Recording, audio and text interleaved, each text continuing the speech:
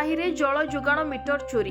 गजपति जिला पारଳାଖେମୁଣ୍ଡି स्थित पेलेस साहिरे आज जन स्वास्थ्य विभाग पक्षरु जल जोगाण मीटर चोरी हो जाइतिबा अभियोग सुनिबाकु मिलिछि। गत किछि मास हेला जन स्वास्थ्य विभाग पक्षरु सहर रे हिताधिकारी को जल जोगाण करा जाउथिबा बेले केते परिमाणर जल व्यवहार जानिबा पई मीटर लगा जाइछि। हेले उक्त मीटर गुड़िक बहु मास हेला किए चोरी करि नै जाउथिबा अभियोग होई आसुछि। गत विलंबित राति रे पेलेस साहिरे प्राय 10 गोटी पानी मीटर चोरी हो जाइतिबा सुनिबाकु मिलिछि। अन्यपटे सहर रे कैमेरा लागिबा सह राजनहर एवं कॉलेज छकठारे पुलिस पहरा रहुछि। पुणी पुलिस पेट्रोलिंग गाड़ी बुलुथिबा बेले एपरि चोरी हेबा पुलिस प्रति चैलेंज करिछि। सुनिबाकु मिलुछि जे उक्त चोरी जलमीटर गुड़िक आंध्र रे कला बजारी करा जाउछि। तेणु एही चोरी को नै तदंत आरंभ करा गले एही गैंग धरा पड़िबो बोली साधारण रे चर्चा हेउछि।